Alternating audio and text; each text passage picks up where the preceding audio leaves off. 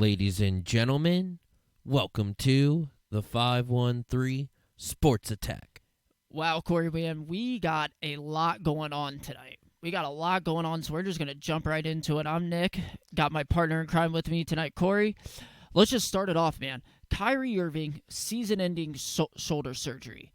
The Brooklyn Nets, you spent a lot of money to get him. You spent a lot of money to get Kevin Durant, and you don't even have him now. You didn't have KD for this entire year. You knew that going in, but now you don't even have Kyrie for the rest of the year. What are your thoughts?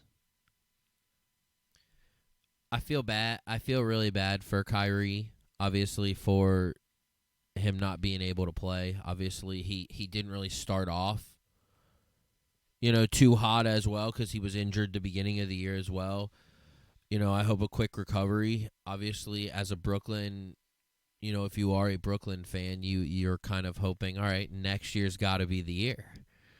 And, it's crazy. And, Brooklyn's not bad. They were not bad, and they didn't even have Kevin Durant. So I really can't, I'm kind of sad for the game because you don't have a great player playing, obviously.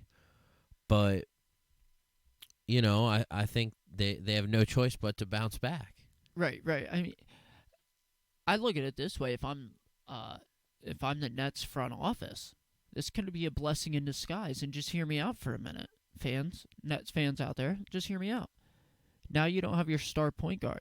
This gives you actually a perfect opportunity down the stretch of the season to see what your bench has, truly what your bench is going to be. See areas that you could improve on your team. So this could actually be a blessing in disguise for the Nets.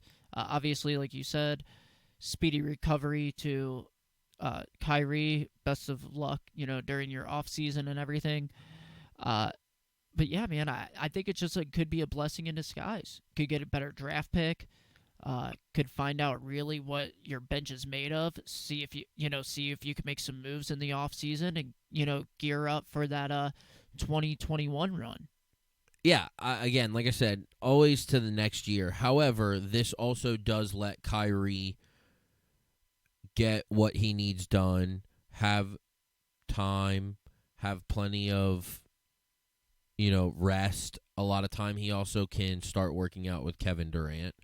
They can start slowly balling together and continue to build the relationship and chemistry. They already are best friends. So, to continue to be able to build that on a basketball level is going to only help them going into next year. But I definitely agree with you. I think a better draft pick is definitely in the realm. And obviously, this upcoming draft, you're going to have a lot of young talent. So there's a lot of young talent and actually a lot of senior talent. Like, I guess when I say young talent in basketball, I'm speaking freshman and sophomore talent. You know what I mean? But senior talent is, your juniors and seniors at that level. To me, that's how I classify it now because of this whole one-and-done era. But, yeah, dude, you're exactly right. I mean, there's a lot of senior guys in college that are coming out that could be like, not like a superstar, but that great role player that you're looking for to put along KD and Kyrie. You could even get a freshman star, lock him up, But there's a lot of potential that the Brooklyn Nets have, and especially with losing Kyrie, to evaluate their team as a whole, to see where they can improve. Now, a big statement came out. I'm going to shift gears here to baseball. A big statement came out by the biggest man, Big Pappi. Basically came out and said that the Astros pitcher who said something who's not with the Oakland A's is basically a snitch, to sum it up. Your thoughts, Cory?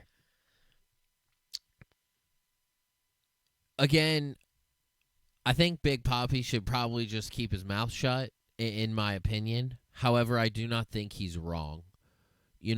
Obviously there's no room in the game for it. And, and that's going to stick with them. It's going to stick with all the players. It's going to stick with them for their whole careers. There'll be a little asterisk next to it. It's rough to say. But the thing I liked most that Big Papi said was if you had a problem with it, step away. Say I'm not going to be a part of it. You played, you got paid, you got your World Series ring, and now you have a problem with it almost 3 years later. That's basically what he's saying, and I agree with him. I don't have a problem with him saying it at all. People are, trashing him for saying it. I don't have a problem with it at all. No, and on top of that, these players that were doing it, if you had a problem with it, when they were doing it and like you did not want to be a part of it and were on that team, step away. Get yourself away from that. Say, I don't want anything to do with it. It's a very disgraceful thing for baseball what happened with the Astros, and I think everyone is really free to say what they want about it because that's the sports world. That's literally what's going to happen. That's what happens. And I love Big Pappi. I think he was great for the game of baseball, and I agree with his statement. It's just really upsetting to talk about baseball because of that, because of the Astros. But, I think a great, he said what he said, and, they'll just have to make peace with it. Look, I like what he said. I don't disagree with anything that in his statement because he was absolutely right. Why now do you have a problem with it, but you didn't have a problem with it when you were cheating to win your World Series? If you had a problem with it then, you should have said something then. You should have stepped away then. But now you just look like a snitch. That's all it looks like to me. I 100% agree with Big Pappi. I like what he said. He's a good ambassador for the game, and I really think that people are taking what he's saying really out of context. Like when you really look at what he said, all he's saying is why are you saying it now? Why didn't you do something back then about it and stop it then? You know what I'm saying? Like, that's just the bottom line. And it does look like you're just snitching on everybody now that you're on a terrible team almost. That's just my thing. Hugh Darvish actually said that the Astros would lose their title if this was the Japanese league. Your thoughts? Should the MLB really think about doing that? It depends on how big you place that. Is that cheating? Yes. Should they take away their titles? That depends. Can you prove that sign stealing won them the championship? Won them the World Series? Can you prove that? Should they take that away? I don't personally think you take it away. It's tainted. That's what it is. It's tainted. It'll always be tainted. They know. I have to respectfully disagree. I think they should be stripped of it. You were caught cheating. Now look, yeah, you can't prove after the fact. But you can't prove. You're right. At this point, you can't prove that it helped them in the World Series. Just speaking about the World Series, you can't prove that it helped them. However, though, it is proven that it helped them during the regular season. So, if you vacate, if you go back and find all those games, isn't enough to knock them out of the playoffs. If it is, then it helped them win the World Series. Because they wouldn't have been in that position to play for the World Series if they weren't sign stealing. Right, but what are you going to do? You're going to strip them of the title. You're going to take the title away 100%. from Houston. You're going to take the title away from Houston. Okay, the banner's already hung. Okay, but they do it. But they do it in college. They do it to college teams when they get caught doing. Right. But you still get rings. You still have rings. You're still the champs. You can take them. You can take it away all you want, right. But you're still a champ. But like Ohio State, we used ineligible players in the 2010-2011 Sugar Bowl. We use, Ohio State used ineligible players. They had to vacate every win from that season, and they returned the Sugar Bowl trophy. I don't see what's wrong with that. It's even in the books, it has an asterisk behind it. Ohio State won, but had to vacate. What's wrong with that? Just what's wrong with them returning that trophy and just saying, "Hey, you have to return it because you didn't rightfully earn it, but at this point where it's an asterisk, you have to vacate it. Well, why not? I mean, I could see where they would do it. They did it to Reggie Bush. He had to return his Heisman. Again, Like, case by case basis. You want to go cheating and everything like that? Well, if you're gonna let them do everything, you let it go on. Then you have to bring up this Pete Rose conversation. Honestly, so I think obviously you let baseball handle it. Let the commissioner handle it. Let him do what he's supposed to do. I think at the end of the day, I think it just is tainted for all the players. All of those players will always be remembered for that. I think, obviously it's already in the past.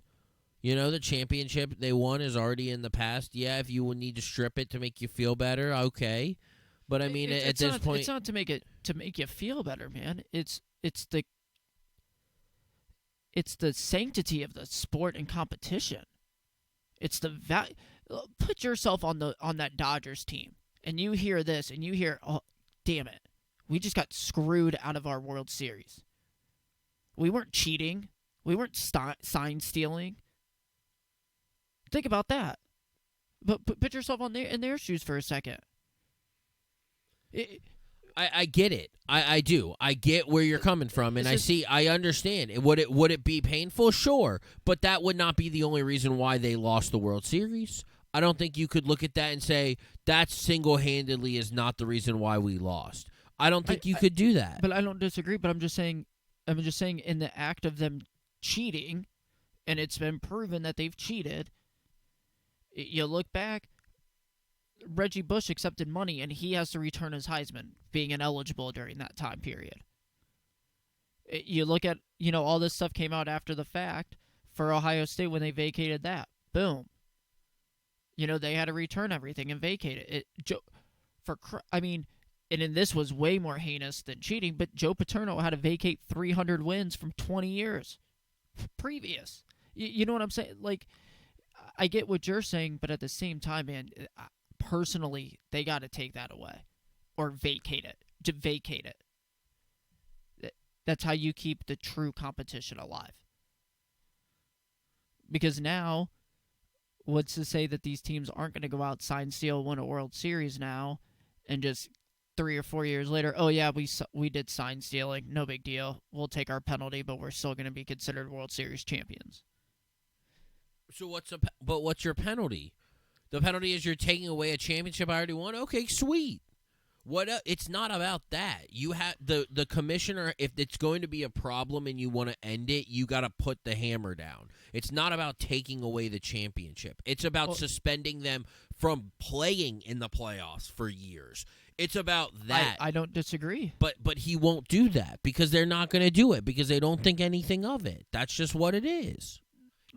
They're going to let the players make the decision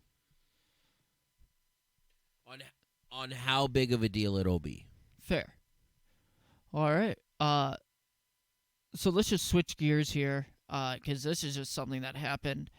Browns offensive tackle Greg Robinson arrested for attempt to distribute 157 pounds of marijuana, cannabis, pot, weed, whatever you want to call it. 157 pounds. All right, so first of all, answer this question. Is he a starter? I believe, give me a moment here. But I just want to I want your initial thoughts on this. Why? All right, you get caught with some pot. All right, I get it. That's fine. Whatever. I mean, I understand that. You're an NFL player. Things happen. But 100 and how many? 157. 57. What? Why? Why is that necessary? Why would you have all of that? And he was our starting left tackle. Starting left tackle. All right, starting left tackle. All right, well, I don't think he'll be playing in the NFL anymore because he's going to jail for 20 years. Right, but why? What is the need for that? I mean, I don't understand it. It's an idiotic bonehead move. I don't like it. It's not smart in any realm of humanity. Nothing. terrible decision. You're I don't an like. NFL I don't. player, I don't man. What like are you it. doing with 100? He just threw away his whole life. Look. I'm gonna say this. I don't blame these guys for wanting to smoke pot. It is proven scientifically that there are medical properties to this, including muscle, like helping rehabilitating your muscles in a quicker turnover by relaxing them and allowing your body to heal. There are healing properties to this. I don't disagree with them being allowed to smoke it. But, dude, what are you doing with 157 pounds in your car trying to cross the border? Like, you're not even giving yourself a shot here. Like, there's no doubt that you knew all this shit was in your car. You're crossing the border, and you're surprised that you get searched and arrested. Like, what are you doing? You're in the NFL. Call Josh Gordon. He'll get you some. Like, I couldn't even imagine. Like, I just don't understand that. I really don't. I don't understand what's going through your mind as a professional athlete. Hey, that's like us, Cory. Hey, you want to go take 200 pounds of pot down to Mexico? No. Right. I don't understand. Like, I don't even understand that. I really just don't understand why. And I don't think I'll ever get that answer. I don't think anyone will ever get that answer. I just... wow. But, like, dude, you could have just driven to Colorado, where it's recreational legal. California, Michigan. Heck, you're in Cleveland, dude. You could have drove 5 hours to get to Detroit and had as much as you wanted. I just don't understand. Just a what bonehead move. He's going to prison for 20 years, though. Isn't that crazy? Throwing away your entire... Facing 20 years of prison. But right, that's the minimum sentence for trying to drug traffic over the border. I have no words. Like, it's just shocking. I can't believe, it just reminds me of Josh Gordon. You got traded to the Patriots mid-season. They won a Super Bowl that year, and all you had to do was put down the bong. And you would have been okay. And you could have won a Super Bowl, but you decided to pick it up and fail a drug test. This guy, you're playing in the NFL, you're at the peak of your sport, you're at the highest level, and now you're going to traffic 157 pounds down to flipping Mexico? You're an idiot. That's all that tells me is you're an idiot. And even if he can recover from this, he'll never see the football field again. That's just my opinion. I don't know about yours. So let's stick here with the NFL core. I want to get your thoughts here on this and maybe what you would do differently in this case. The NFL owners have just approved a 17-game regular season and adding one more team to the playoffs to make it 7 total on each side. Is that correct? With the first seed getting a bye. Your thoughts on these changes? What's your opinion? Do you like it? Do you dislike it? So, the playoff, I like it.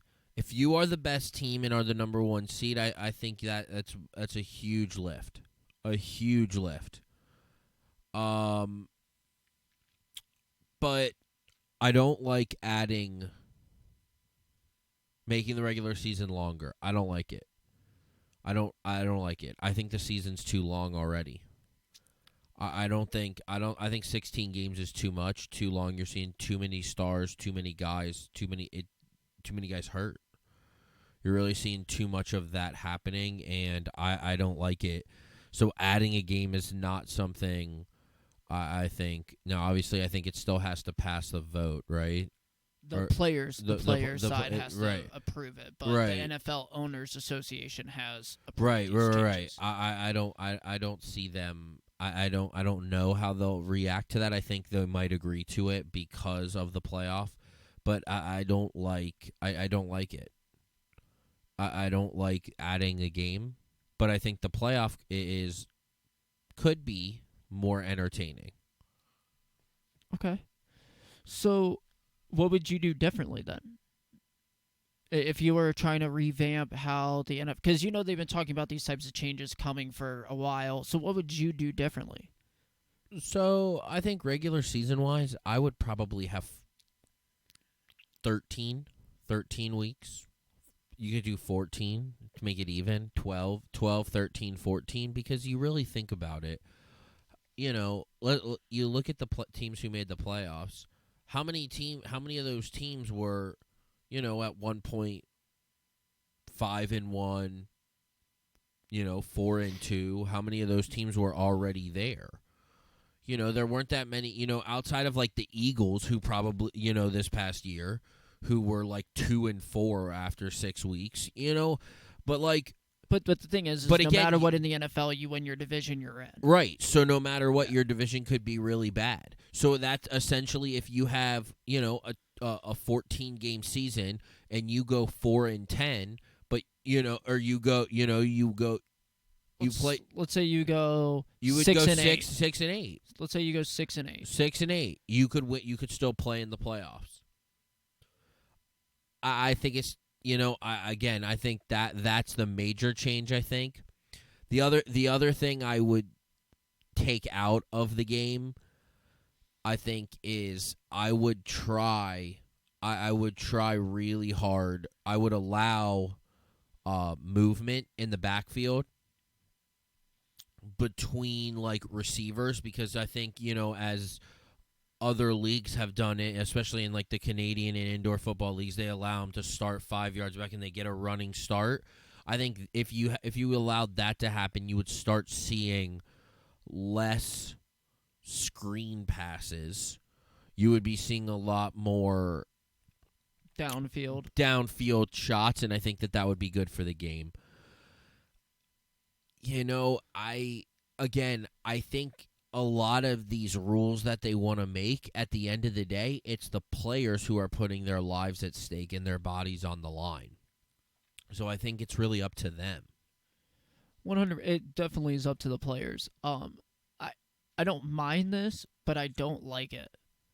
What I would do personally, I like adding the team to the playoff because I think it does make it a little more interesting. I definitely think that would, shake things up a bit, getting that extra team in there.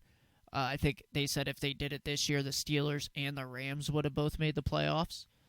So you know what I mean? It just you add that extra dimension, and I like it. I like playoffs being a little bit more teams, especially because you get anything can happen at that point. Then it's really about where you finish, what seed you have, and the matchup that you could potentially have.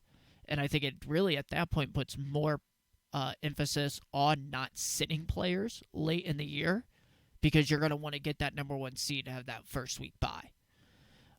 So I think the playoff move is good.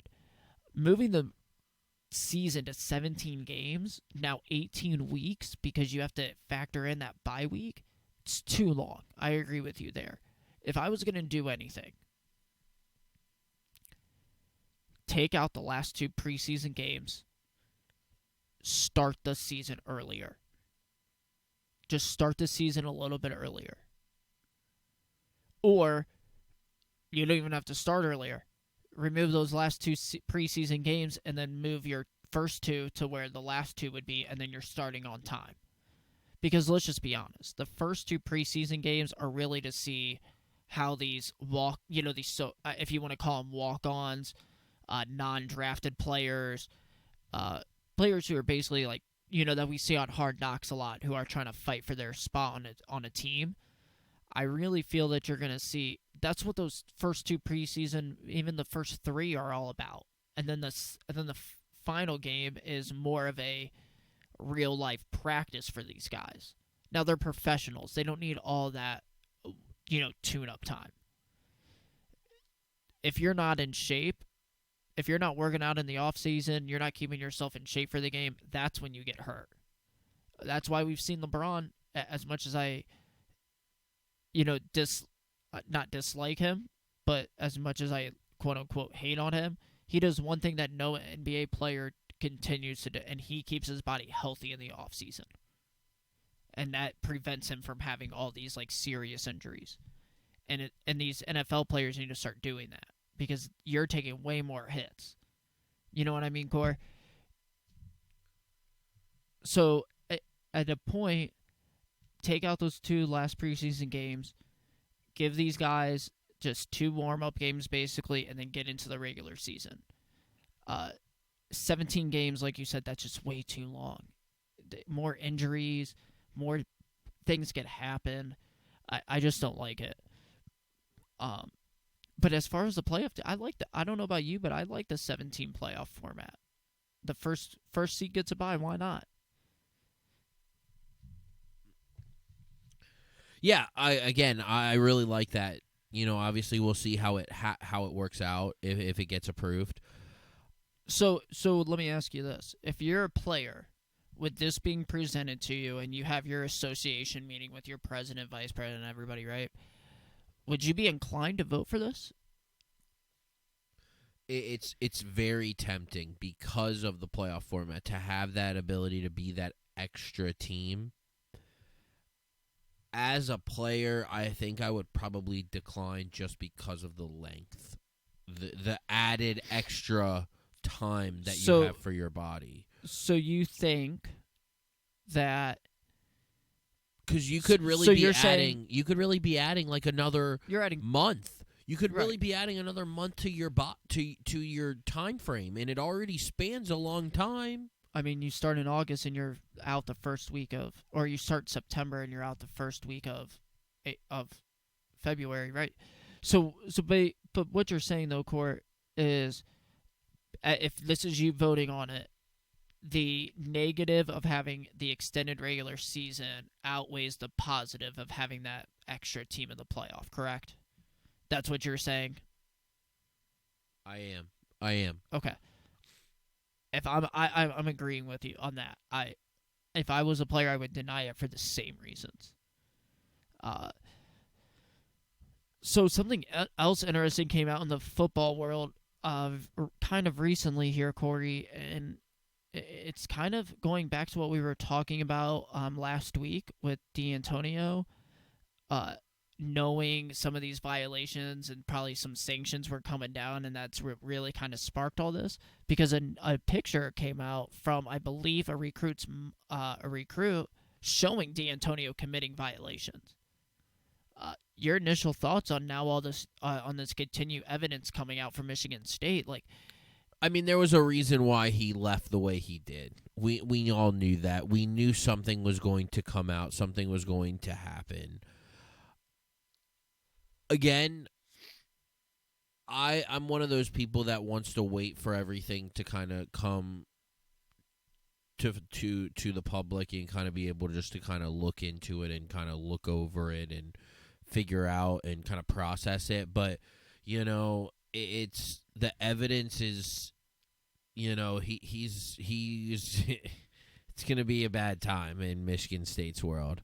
And it's, especially if these things come out and are true and obviously look to be true, it's really not a good time. So it's bad. I did get an update the other day, and I want to get your thoughts on this, being a fan of this team. Got to go to the big brother here, U of M, Michigan. There were some reports coming out that there's sexual harassment going on within the locker room. I didn't read the full article. I just know briefly what's happening. It was like a obviously not all of the things have come out on it, but it was they were looking into a doctor that was there, I believe, in like the early 2000s. I believe from the 90s into the 2000s. They're doing it themselves, looking into it. So obviously we'll kind of see what happens there. Initial thing, again, I want to wait to see what's going on, what all the facts are. I'm not really too worried about it at this moment. But as a fan base, where's your fan base at coming with this? Again, I think it just kind of came out. Everyone, it's internally looking into it. The school, is looking into it. So I think obviously, I think it's too early for everyone to kind of freak out. I think you have to kind of, if something comes out after it, then you kind of start to say, okay, If you start people speaking up, exactly. So I think they're kind of, obviously not too much has come out, and I think that that's because that's internally how it would be if you were at a college at campus like that. Obviously, again, not too much come out about it. I'm not worried about it right now. Obviously, until more comes out, there's more facts and things about it. I'm not too worried about it. All right, yeah. So we got March Madness coming up, man. The best, if you're a basketball fan or just a sports fan in general, it's almost the best time of the year, right? Outside of, for us, college football season. But March Madness always has that special feeling to it. So, Cory, what I want from you is right now, if the season ended today, we're looking at these top 10 teams. Who are your number 1 and number 2 seeds? Who's going to be your 4 number 1s and your 4 number 2s? Where would you rank some of these teams? So I think right now, I think Baylor's a 1. I think Kansas is a 1. I probably would pick whoever wins the ACC, which is probably going to be Duke, so they would probably be a number 1. And I think I would have Gonzaga as your 4th, okay? As the 4 1s. The 2s, it's so, once you get there, it's just so kind of just you're not sure. I don't think there's, there's a lot of teams that could be a number 2. I don't think, like, this year I think is one of those weird years where it's like you could be a 2, 3, 4, or 5. Like, and well, just because. You could easily go from that just by losing one game. Right. So for me, I think it's too early to tell for 2s, but I think right now, like I said, Baylor, Kansas, Duke, and Gonzaga, I think those would be my 4. Those would be your number 1s. So, but give me your 2s. Just again, I think I think a 2. I think a 2. But again, you can't just look at that. I think a team who wins the Big Ten would end up being on a 2 line. You could look at maybe Michigan State. You could look at them being a 2. It's just it's really tough. I think Virginia Tech, I think, is good. I don't think they're, obviously of a 2. It's just so difficult. Okay. I think to really make an argument for a 2. Obviously, Oregon is good. They could be deserving of a 2. Colorado, they win the Pac-12. They could be deserving of a 2. There's even those teams outside of the top 10, obviously with still, 2 weeks, 3 weeks left, and then you have your conference tournament. Anybody could play their way to a 2 at this point. Okay, so here's mine. I got to go with the top 4 here. I like Baylor, Gonzaga, Kansas, and San Diego State being the number 1s. I go back to this a lot. If you're undefeated, especially in college basketball, that's a lot. I mean, that's 30-something games, right? 30 games, 32 regular season, I believe. If you go undefeated, like if San Diego State goes undefeated, and let's say they lose in their conference championship, I still think they're a number 1 seed. Now, my number 2 seeds, I'm going to take Duke because I think they're going to win the ACC. Maryland is going to win the Big Ten, in my opinion. So those are going to be my flat-out, I think, lock at number 2s. Dayton could be another lock coming out of the Atlantic 10. Right, they're in the A10, right? Yeah, they're in the Atlantic 10. Florida, and I agree with you. Once you get down to these other 2s here, I think Florida State could be deserving of a 2. Kentucky could possibly be deserving. There's like a pool of 7 or 8 teams. Because here's the thing. I mean, you got to have Auburn win the SEC. They should be a number 2. So I do agree with you. Once you start getting down there, it's really hard to start seeding these teams. But I think if you're going to say a lock at number 2s, I'm going to say Duke and Maryland, and then Dayton is probably a lock as long as they win the Atlantic 12. And I think I'm going to go with Auburn. for my fourth number 2, but just because I think that they could potentially win the SEC championship, and that's going to pull some weight because they're going to move up. That's going to, they'll probably end up playing Kentucky, I would imagine, in the SEC championship, or they're going to play a good Iowa team, or not Iowa, Tennessee, sorry. And I just think, hey, we could see we could see Auburn move up in there. Anything else here that you're excited, looking forward to March Madness? Who's a early favorite? Who do you think your early favorite is?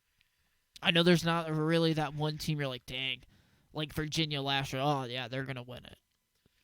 I think, again, the thing I keep going back to is everyone keeps saying Baylor's really, really solid. They're really talented. I think Kansas is better. I think Kansas is better. I think Kansas is going to be in the Final Four. I think you said San Diego State undefeated. Again, I'm not so sure. I'm a little scared about them. I'm not sold, and I think Gonzaga's really good. I'll tell you, I think I would not sleep on Michigan State. They're very talented. I also, again, we look at some of these teams, we talk about hometown. Cincinnati gets hot. They have size. They rebound and play defense. They could be scary. You have talent, obviously, so they could be very scary as well. There's a lot of teams that in this year, it's not, you don't have that one team that you think is going to be the overwhelming favorite. You're going to have a lot of people in bracketology, I think, that's going to be picking some different teams. Oh, yeah. I think one team that's going to be high, though, this year is Kansas. But to be honest, I know I was listening to Tony Kornheiser earlier. Not sold on Gonzaga. And I think this could be Gonzaga's year. And here's why. It's all open. It's this year there's not that Virginia or your Duke, North Carolina, Syracuse, typical Michigan State powerhouse teams this year. There's not like an over-dominant team, and I think Gonzaga can find themselves in the Final Four in that championship game and finally could, make it over and get their first championship. And to be honest, I like it. I like Gonzaga. They're my favorite going into March. All right. And they've been there before. Exactly. They've been there before. They know what's going on. I think they know what it takes to put together that. They have the mental strength and know what it takes to put together that 5-6 game stretch that they're going to need to make that run. But, man, I'm high on Gonzaga right now. And I normally don't go out of these small conferences in this because you don't play the competition that a Duke, North Carolina, Florida State, Virginia, Ohio State, Michigan State, Kansas. You don't play the competition that these teams play game in and game out. So I'm not really high on them. But come tournament time, all you have to do is have your guards play great, make your free throws, and you're probably going to win the game. All right, Cory. Well, it's time. It's time for Cory's Weekend Watch.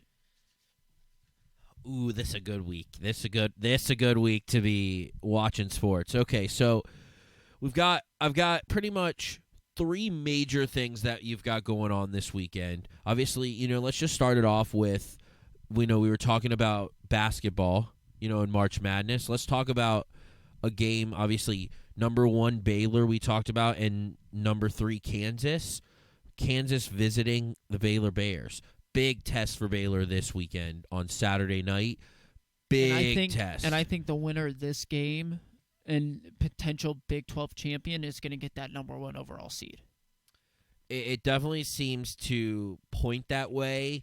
In this game, if I had to pick, I would again. I like Kansas. I think Kansas is just too tough at home. It's again, in little moments, it helps to have someone who's been there, and I think Baylor is a great team. Take nothing away from them. They've been the best team all year, and no questions asked.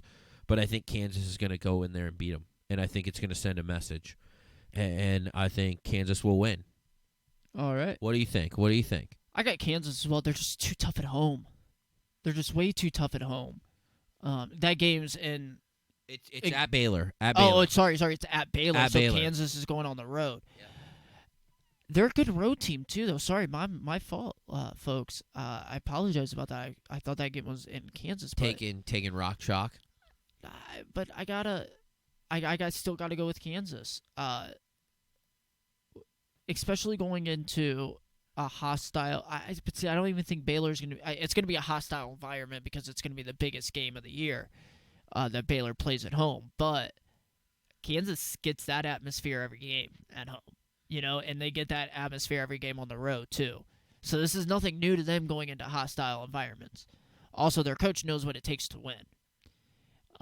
So again, Kansas going in on the road, I think they're gonna pull the quote unquote upset here. All right. And then the next thing I've got to watch this weekend is obviously the beginning of spring training. Spring training begins this year. Obviously we are the 513 Sports Attack, so obviously 513 we've got the Cincinnati Reds.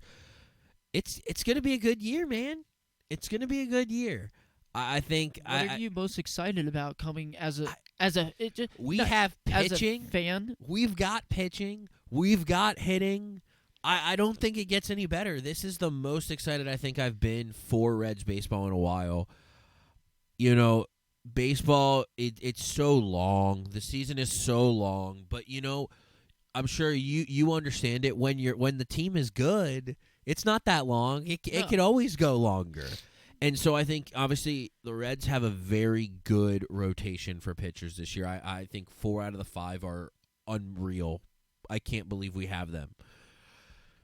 Hitting standpoint, I've said for a long time we needed to get protection for Votto. You've never had that guy that could be protection. To go out and sign Mike Moustakas, a guy who's a veteran, good guy in the locker room. You go out and sign the Japanese star.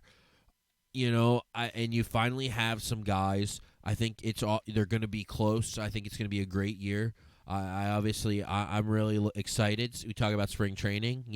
Next weekend I'll actually be there, so I'll be able to kind of get more inclined about them. But I think it's just going to be it's spring training. What's your prediction then for the Reds going into the season? I think they're going to win the division. And I think obviously it's too early to talk about the playoffs. Obviously, I would love to say they're going to win the World Series, but I think they have the potential. But I think they're to win the division. I think is step one, and I think they're going to do that this year. Awesome.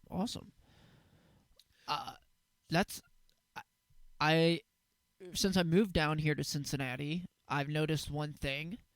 The front office doesn't like to go out and get sign people. But it looks like the front office is now saying, hey, we got to make some changes here. So as I've heard, just around the city, Cory, as a bystander, I see a lot of chatter going on about the Reds so far, even now in February. Just, hey, can't wait for the Reds, can't wait for opening day. Because, word is around the city is, you're right, they're going to win the division. So let's hopefully that comes. For sure. Obviously, something I'm looking forward to. So, obviously, moving on here. Obviously, spring training is all weekend on Saturday and Sunday. I don't want you guys to forget that football is still back. The XFL is still 2 games on Saturday, 2 games on Sunday. It's been a fun ride, I think, so far. It's fun football to watch. It's kind of a little more low scoring, I think, than maybe expected. But I like it. I think it's a great thing. I like it a lot. So obviously don't forget to catch the XFL this weekend as well. And then obviously the last thing that I really want to touch on this weekend, been waiting for it for a while. We've got Deontay Wilder, the champ, heavyweight champ, 42-0-1, 41 knockouts. So wait, what's his record? 42-0-1. Okay. And he has 41 knockouts. Okay. The highest in. So probably one by decision. One by decision. The other ones are okay. All right. And that's then you have high percentage. And every time. Right. And that's pretty much every time. Right. Then you have Tyson Fury, the Gypsy King, obviously 20. I think he's 28-0-1 or 28 or 20. I think he's 28-0-1. I believe.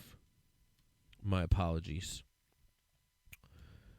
And I think it's one of those things this fight, it's the second bout, obviously the one in both of theirs Was a split decision. is a split decision, but the first round.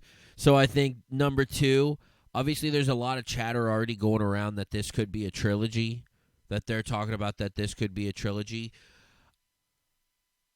Every time I break this down, the champ. It's the champ. You can say, yes, Deontay Wilder is fast. You know, we were watching Sports Science and how fast he can dodge a punch.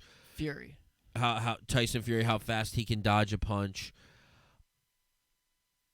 0.16 seconds, by the way, it takes him to react to a punch. It's average unreal. It's unreal. 0.2. And obviously because he takes shorter steps, obviously they saw that here. But I'm taking Wilder. I'm taking the champ. I think he wants it. He wants to knock him out. Obviously, Tyson Fury said if he doesn't knock him out, it's not a win in his book. So I think they're both going for the knockout. The problem is in this fight, I think, I told you earlier, I think Tyson Fury is going to go box at 270. He's going to be a little slower. It may not be in the first round, it may not be in the second round, but one of those rounds, it only takes one shot. You take one of those you take that right hand, you take that little left hand jab, and then take the right hand overhand right to the fit. You're going down, and I think every time I look at it, it's Tyson Fury does not have a chance. Deontay Wilder is going to win. What do you think? I gotta go with Fury. I have to go with Tyson Fury on this one. Not just because what we watched on SportsCenter breaking it down. I just think that the first fight was Fury just feeling him out too long and taking and not, and trying to really just dodge, do his weave game, and win by a decision. So, and I think this time, since Fury's actually going for the knockout, that could really change the complexion of this entire fight. I don't think we're going to see... I think we're going to see these guys go, throw haymaker after haymaker, just trying to go for the knockout. And I think it really is going to be Fury hitting that one punch to knock out Wilder. Yeah, and obviously... And it's... Okay, it's so really, just to confirm, really, 29-0-1 Fury is. 29-0-1.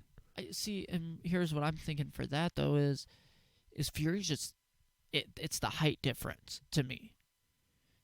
Because Fury 2 has... inches. 2 inches. But 2 inches is 2 inches, man. Especially in boxing. His reach... Fury is 2 inches taller and has 2 inches in reach. Yeah, see, and when Fury makes that one step back, if Wilder, for some reason, just loses his footing or, is going for a haymaker and Fury sees it, I could see him just coming over with his right-hand haymaker and just boom, catching Wilder off guard on it. So I really have to go with Fury on this one, man. It's going to be a great fight either way, though. It's going to be something you want to watch and not miss. But I'll tell you what, if I would not bet on this fight. I would not bet on this fight. I think it's going to be too tough. Right. But again, that's what we've got going on. That is Saturday night. Obviously, one thing I do want to point out about this fight is obviously it got a little heated today.